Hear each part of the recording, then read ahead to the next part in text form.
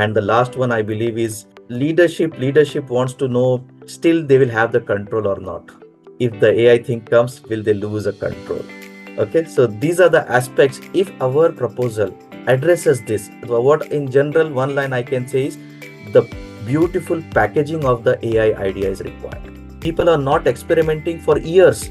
People are experimenting for 10 minutes, 20 minutes, and they can come up with some solution.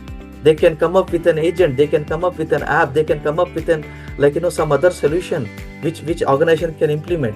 But if people can keep on doing these experiments and all, and if this is not commercialized, this is not implemented, this is not adapted, it is a brain drain. It is both AI's brain drain as well as human brain drain.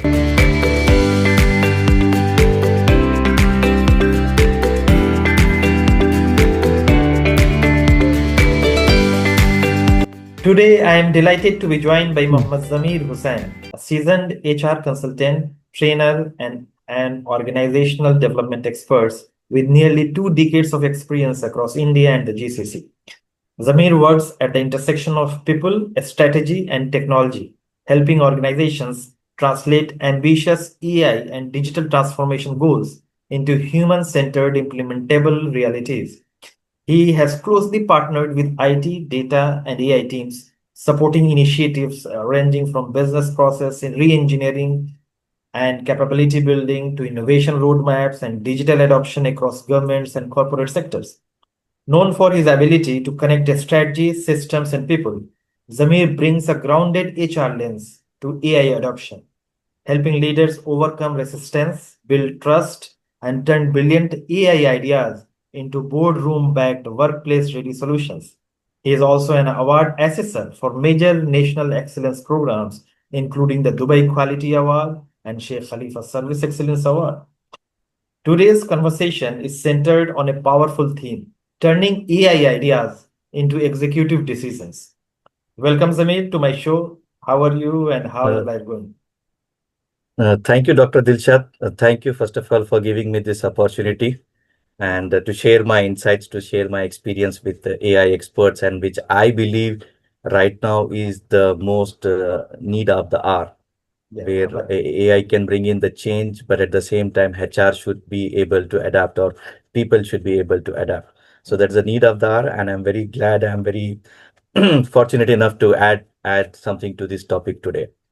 Thank you. Thank you for coming to my podcast. Uh, Yeah, can you most please tell welcome. me about yourself? I want to know, and the people and the audience wants to know about your journey. My journey, I think I started long back in when I was doing the graduation itself. So I am a person who started working while doing my graduation, while doing my post graduation. So work life has started for me quite early than many of us here. And then after that, I was very much inclined into training, where I wanted to impart my knowledge with people. So in fact, earlier also I was a tutor, I was a teacher. So I thought that that's the best thing that I can do. So I pursued my career into training, L&D. I did all formats of training, be it from scratch, from doing a training need analysis up till calculating the ROI, or even just going in some place in some corporate and just delivering the training and coming back. But during all this journey where I enjoyed sharing my knowledge, I happened to get into the side of psychology of the human beings, so that I Mm. can develop their competencies in the training and all. So that attracted me towards more of the core HR functions. Although my CV says I am not into core HR, but then I did anything and everything, whatever is there in HR. I supported the HR functions. I supported the HR initiatives from a top level. I supported the HR initiatives being a part of the HR, and then completely into organization development, succession planning, performance appraisal, hire fire employees. So many things except compensation and benefit. I was there at all the places. So that gave me a good enough insights of human resources as to how does it works and all. And then Dubai, you know very well, UAE, you know very well. It gives you enough of opportunity to grow vertically also, horizontally also. So then I got into quality assessments, where we have this Dubai Quality Award, Dubai Human Development Awards, Sheikh Khalifa Service Excellence Award, Emiratization Award. So I got more close to HR here. I got more close to HR functions, and I was able to get into various organizations and see how and what they are doing when it comes to HR. And lastly, my consulting assignments have helped me a lot to understand how the strategy, quality, IT, AI, and other things can be mixed with HR to make it a successful implementation. So with this, all this experience, I think that makes me to stand in front of all of you here and discuss some of the things which I know. Okay. Thank you So very and much. once again, thank you for this opportunity. Thank you. Now, because you have a vast experience in HR and you have seen the, you know, uh, company and organization from very close. What do you think that we often see that technically strong AI proposals are struggling to gain leadership approval? From your consulting experience and from your experience, what are the key reasons behind these hesitations? Yeah. So I think it's a very good question to start with, and I really want to answer this. And to answer this question, I feel number one is when we talk about any decision-making team in the organization, and we have the best of the best AI suggestions, we have the best of the best AI research and development things, and they want to implement. I know they are looking for a place to implement this. So technologically, that particular idea or that project is very sound. And sometimes I have experienced it where people have come with such idea and the C-suite has kind of turned down the offer. So I used to analyze why, what happened. So based on my experiences and all with various projects and some of the projects which are accepted. So even considering that, I can say number one is any kind of decision making is emotional, whether it is a personal buying, whether it is somebody who is institutional decision, a group of people deciding for the organization. So all the technical aspects can be put into some yes we can go or yes we should not go with it. But then ultimately final decision lies as a emotional decision. So number one, the first thing is leadership decisions are impact driven. They want to see what is the impact this AI creates. They are not buying the technology, they want to buy the solution which this technology will provide. Number one. Number two, AI proposals usually, I can say it lacks something called as a storytelling. Okay, so when AI experts come or any technological expert people come, they want to show what is the feature is about. So I call this a storytelling, where what we can do is we can talk about a problem which a company has and the feature of your particular solution and how this will solve that problem, how this will benefit the organization. So this is what I call a storytelling. Anybody from the sales and marketing line would definitely understand this, that storytelling is something very important, where technical people sometimes they kind of lack it. That's the second part. The third part is the workforce impact that would create by this solution. How does the workforce line will change? So the proposal should talk about what the job description changes may come, what timings change may come, what is that work from home for work from office, what will happen to that. So all those people related decisions or things all should be clear for the management. The other one is the compliance part, because AI solutions at times comes with some data and other aspects. So they want to know whether we'll still comply with data quality, process disciplines, other ISO, these, that standards, whatever we are following, will we still abide by that or not? And the last one I believe is uh, leadership. Leadership wants to know still they will have the control or not. If the AI thing comes, will they lose a control? Okay, so these are the aspects. If our proposal addresses this, what in general, one line I can say is the beautiful packaging of the AI idea is required. The packaging is required with a proper storytelling. It means that the AI experts, because we have seen nowadays that they are frequently struggling with the organizational acceptance, despite having a Yeah. strong technical solutions. So if Yes. an AI experts put all these things, whatever you are telling us from a storytelling to Mm-hmm. human touch, we can give something like that. then I think the Yeah. acceptance rate will increase, right? Yes, definitely that will increase the acceptance because what happens is people won't buy something which they don't know. Mm.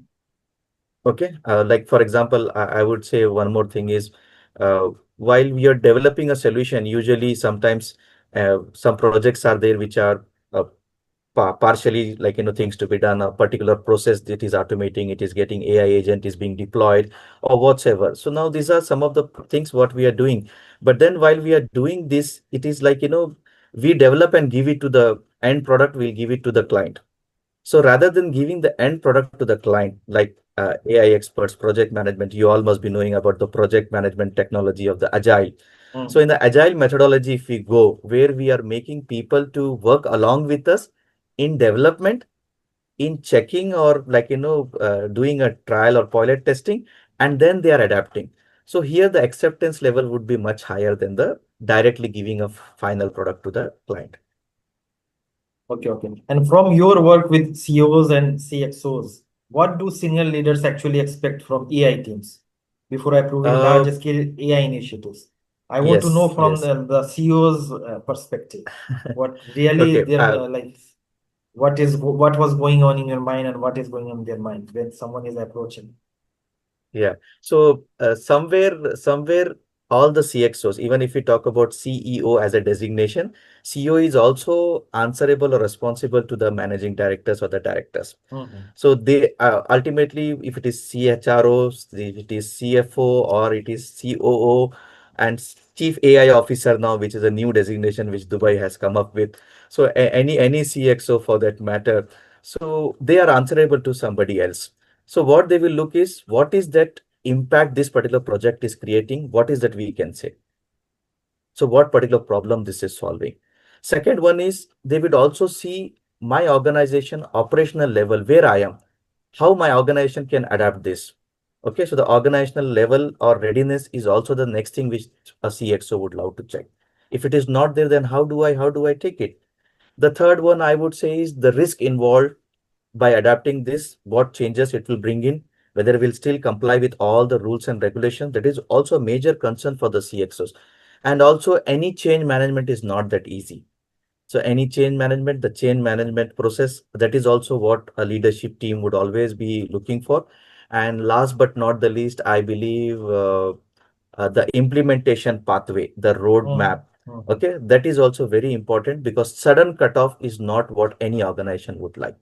So Okay. how is this particular project, AI project, will have a phased implementation which will easily be adapted by the team. So they Okay. want to look these 4, 5 things: the business impact, the operational readiness, the risk involved in that, how the change management would be addressed, and last but not the least, the implementation roadmap. So I think this, Thank if we have with our proposals, it will make it very easily acceptable. thank you. Thank you. And what is the role of the trust? Because this is the AI age, and Yeah. people are coming with different ideas, for taking ideas from ChatGPT and everything. But what is the Mhm. role of, I want to know the role of trust in the leadership decisions around AI investments. Yeah, for trust is one of the important factor when it comes to any like project to be accepted to be done. Mm. So I think that trust clarity is what we are talking about. All these things which I have mentioned, that Okay. will somewhere lead to like that people, the CXO team first buy in this project. If they don't have a buy-in, they will just not implement. There are very rare cases of any AI project being accepted on a reactive basis as a compliance basis. No, this is compliance, we have to do it. So then they will not look for trust, they will not look for idea, they will not look for implementation. They will go with it. But most of the time, or I can say almost 100% of the time, any AI solution, whatever the AI expert, AI team wants to give, is something on a proactive basis. So on a proactive basis, trust is of utmost importance. Yeah, thank you. And now coming on with the human side of AI, what Yeah. human challenges should AI experts anticipate inside an organization, especially around fear, resistance, and the role uncertainty? Yeah, I think that is the main thing why we are here, or why I am here talking to AI people, is I want to show, like, I want to talk about the human side of it. And that is where even my firm, Scorecard Consulting, does. I am in a, like, in the intersection of AI or any technology for that matter, and the human resources, and make it acceptable to the management and the strategy part of it. So number one, first thing which I have seen in most of the organization, where the main, vulnerability gets created the moment AI project is coming. So first thing they will see is the, role uncertainty. What will be my role? Whether I Hmm. will lose my job. Okay, so first thing is, for the human resources, the role clarity should be the role clarity is very important. The uncertainty should be removed for them. Okay, or we should give the role clarity, what is before AI, or what is before this project, and what will be after this project. That's the first thing which they will look for. Second one, from a HR perspective, from a L&D perspective, the skill gap. Whatever the new technology usually comes in, we need to understand whether the human resources currently in the organization are capable of handling these tools, running these tools, executing these tools. Are they completely aware of all such things? So the skill gap, I would say, the second one. The third one is, again, I mentioned in the previous one also, the management control. Management doesn't want to lose the control. They still want to have that bureaucratic role that I have approved, or it is still under my approval. Although AI agent, these, that, and all will do their job, but still the final decision lies with me.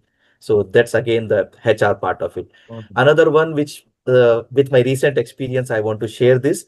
There is a kind of resistance for any new projects now in the organization, because there are so many change management operations which are happening in the organization, be it AI, be it non-AI. So if the organizations have many projects which are running concurrently or one after another, people will not be so easy to adapt to change. So at times, even we do, when we go for any consulting assignment to any of the organization, we do ask, what are the other parallel running projects in your organization? Because they may do some survey, we may do some survey, they may do some brainstorming session, we may do some brainstorming session. So people will get frustrated, like, why so many, like, changes, or why so many projects concurrently. So it has to be phased out. Organization should plan it very well. That's also another human challenge. Another human challenge, as we discussed already, I think, is a trust. Not only the CXO level, the employees also should trust that this is coming for good, it is for their betterment, it will enhance their work life. So if this is proved, these challenges are addressed, I think AI can easily be adapted by, or any project can be easily adapted by any organization. And you were talking about the storytelling because for Yeah. communication part, it is very necessary. Why does this Mhm. storytelling matter so much for AI adoption? Okay. Very important question. I think if this is what I have conveyed to the technical experts, I think my job is done. The whole podcast, I think, can be, the Summarized in gist this of the one. whole Yes. podcast is, yes, summarized Yes. in this one question. Mhm. So number one is, first of all, we have a marketing terminology or sales terminology called as fabbing. Okay, Right. although it is not a dictionary word, but what does fabbing means? Fabbing comes from the abbreviation FAB, and FAB stands for features, advantages, and the benefits. For example, if I have any mobile, there are 3,000 plus features in a mobile, which a technical expert would talk about. But for me, those features doesn't matter. What matters for me is, first thing, the advantage which is there, which is coming to me, and how this advantage will be benefited. For example, a feature of example, let's say I have a feature of 48 megapixel camera is there in my mobile. Okay, that's a feature. But then I work with some companies, like ADNOC and all, where I have to go on the rig where a camera mobile is not allowed. Although there is a feature, the best of the best camera is inbuilt in that mobile. Okay, whatever you say, 48 megapixel or whatever megapixel. But then still it is something, like, which I can't use. So I cannot talk about this. On the other side, for example, let me give now an example of uh, a car. In car also we have so many features. If I talk about, in my car there is a sunroof or panoramic view is available. Now people will not relate to it. Now when I tell the person who is come to buy a car from my showroom, I will tell that, sir, what you, how many children you have. Okay, your child. Okay, this child, just assume like, you're going on a long drive and your child gets up and he's having this panoramic view standing in the car. How does it feels? How would your child feel? Now that's the benefit which people will buy. So storytelling is about that, creating that features, talk about the feature, but then majorly is the benefit. Or in other words, I can say is you sandwich it. You talk about the benefit, what they will get, what is the feature that will provide that benefit, and close it again with the benefit. So opening and closing with the benefit is what gets registered in the people's mind. So for Oh, this is what we call as storytelling. This is what we call as storytelling. So in storytelling, you are talking about how people would relate the things to themselves. Number one, like for example, why a mannequin is placed in a garment shop. Because only by looking at the garments, the touch, feel, the quality of the fabric, people may buy, may not buy. But when they see the mannequin, they imagine themselves in that. They see as if I am wearing and how do I look like. So that is where, so narratives or the storytelling will help to create that narratives for the decision makers. Number one. Number two, it reduces the threat of like, what it should look like, what it may look like. So this storytelling will help them, that narration will help them to relate all the possible scenarios in their organization and then get the buying. The third one is how this will build up relevance to my like, organization, to my operations or whatever. And then also on the, along with the relevance, what complexities it will reduce. Okay, what complexities this storytelling will help them to identify, what complexities this will reduce. As you keep on telling this storytelling, you're doing it, they are relating and they are getting these questions answered. And when all these questions are answered, then only the buying decision happens. Then only the buying decision happens. So thank you. Thank storytelling is very important. Technical packaging will not help the people to buy in. What helps to buy in is a particular problem, what is getting solved, the impact, what is getting created. For that, this storytelling will create that narrative. Some of the organizations do call me, sir, just for some technical presentation, because I have those presentation skills, they have the technology. They cannot present it. I don't understand that technology, but somehow I will try to understand as to how this can be like, you. narrated. Yeah, yeah. So my storytelling, like, my passion of storytelling, it is commercialized now with such ventures. That's great. That's great. Making AI a stick, I want to ask question around this.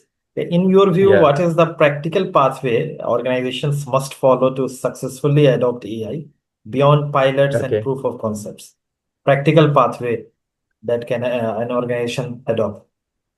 Okay. See, when it comes to practical pathway, I think we all should do something called as assessment first. Assessment, yes. Okay. Many people are reluctant to do this. Like I come from a training background. So let me give an example of training for now. So before doing any training, there are several people, when I do any training, the first question they ask me is, do you have a YouTube channel? So I somehow get worried, like, how do I have a YouTube channel? Because all the times, whatever I've done the training for corporate, I first get them a something called as a TNA, training need analysis. Have you done it? Why do they need this YouTube channel? Why they ask this? They want Because to they see from want the to hear YouTube, me. huh? Yeah, they want to Okay. hear me in otherwise also, not only in the organization, in the otherwise also. But Uh, for me to do a general training, sometimes it is not my cup of tea. Why? Because I have worked for corporates where people, HR will give me a candidate or a set of candidates and tell that these are the current competency level of these people. I want them to be at this competency level. So your training should help to move them from this level to that level. So then my training fits in. That's my TNA. Based on that gap analysis, whether it is skill gap, whether it is knowledge gap, whether it is attitude or behavior gap. So I have to develop my training content that will fill that gap.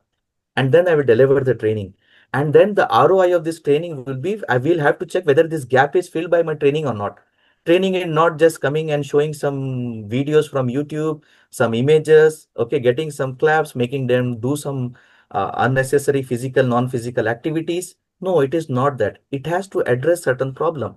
So even when we are going as a technological solution, okay, to any organization, so then first of all, I want to have a chatbot on my website. People look at chatbot and they will see, okay, even my website should have a chatbot. But what does a chatbot does? Do you really need chatbot in your website? So that training need analysis or the need analysis of that particular solution, what you want to give, is the first thing that has to be done. So first thing is checking on that where they are. So when you're checking this, you may find people or organization at 5 levels. Number one, zero digitization. Zero digitization. Nothing is done on system or no use of system on paper. Very few in UAE market, but in other countries quite possible. Number two, they have digitized. They are doing on system, but it is using isolated softwares or applications. The next level, third level, would be automation, where they have automated some of the processes. Some repetitive tasks they have automated. The fourth one is where the data has become of some essence. The organization has collected data that they can sell the data also now. So that's the fourth level that they have scaled up to. And then once the data is there, we all know data is the new oil. Data is the source for or the core thing for AI. So now when this data is there or data, we call this data fabric, available data pockets available everywhere, and how we know who owns what data and to what extent, and then AI can be deployed. So that's the fifth level. The sixth level, I think, should go to the excellence where we are fine tuning this AI implementations. So AI cannot be directly implemented. First one, I think a practical pathway should be first do an assessment where they are. So it could be zero digitization, automation, then possibly data adaption, and then AI, and then moving towards excellence. I think this is a perfect, to my best to my knowledge, to my experience. I think this is the one of the best pathway that we can adapt, rather Okay. than directly just going and trying to sell the off the shelf product. Right, right. Like, how do you see this AI reshaping workforce dynamics? And what does this mean for the traditional idea of brain drain? Okay. See, brain drain was a very big challenge even before AI. Uh, There were some employees who have some enough of good of ideas that could be implemented, that could be commercialized, that organizations can make money. And with AI coming now, this has rapidly increased. It will shoot up. It has gone to very high. Now with AI, people are not experimenting for years. People are experimenting for 10 minutes, 20 minutes, and they can come up with some solution. They can come up with an agent. They can come up with an app. They can come up with an, some other solution which organization can implement. But if people can keep on doing these experiments and all, and if this is not commercialized, this is not implemented, this is not adapted, it is a brain drain. It is both AI's brain drain as well as human brain drain, because it is human and AI both AI, together both they of have them. come up with this solution, and this solution will be drained, will not be able to capture, will not be able to commercialize. So number one, as the innovation process management, even innovation management says, number one, creating a log of what each and every employee is doing in the organization using AI. So these logs are very important. These logs are very important.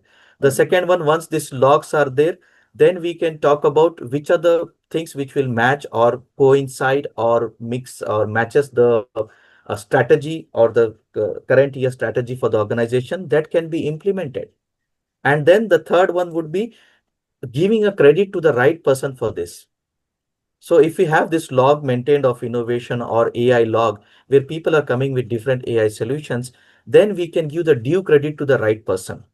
And then this can be scaled up, this can be commercialized and whatever. But overall, if we do all these things, number one, going forward, I believe is employees will like now more dynamic environment than the routine environments where the AI adoption is fast. That is what they would be looking for. They would also be looking for internal job transfer kind of things now, because it is no more stagnating to one particular role when AI is there. People can do multiple things or people can move into multiple jobs as the need arises. The other one, if an organization is adapting this particular methodology, I believe the attrition rate will come down.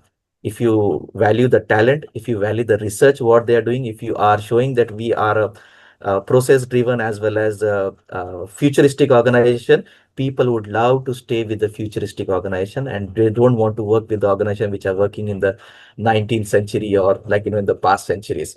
So overall, I think there is a huge demand for hybrid competencies now. People should have the technical know-how plus how to make it possible with AI. And that is where most of the matured organizations are moving towards, and many organizations soon will follow. And my last question to you, and to end the podcast, like if you had to give one message to AI experts struggling to get leadership buy-in, what would it be? One Okay, message. number one, they are experts. Number one, they are experts. I am no one to give that advice. But But yes, talking about, yes, they are AI expert. So what as a HR, or what as a people manager, or what as a CXO, okay, I would say is you have to first of all present your idea, a technical, it is not a technical achievement that you want to showcase. It should be a business improvement tool that you are providing to the organization. Okay, it's a business improvement tool. So please name it as business. I have now the latest technology in this is this, and this is adapted, and we have developed this. No, no buying, no buying. You have this challenge, you have this bottleneck, you adapt to this. This is what it will do. So this particular KPI of yours will be hit.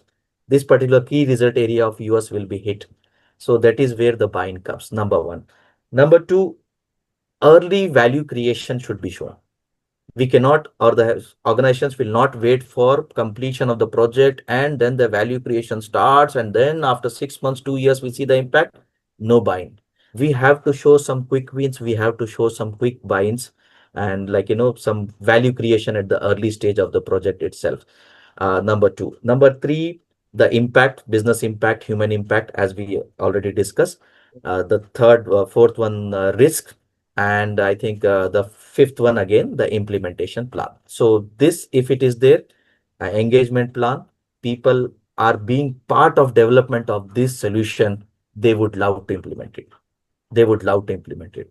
But if you're not making part, you make a package and you just give that package to implement, they would not. They would make excuses, or they will come up with reasons why it cannot be adapted. So involve them, engage them, and that's where the buying gets created. And that is what human beings are. thank you. Thank you. Thank you, Zamir, for coming to our podcast and sharing your valuable insights in our podcast. I am sure that the audience will get benefited and this video will go viral, inshallah. Now, Yes, with inshallah. this, for the audience, keep sharing, keep commenting, and keep watching our show. Thank you.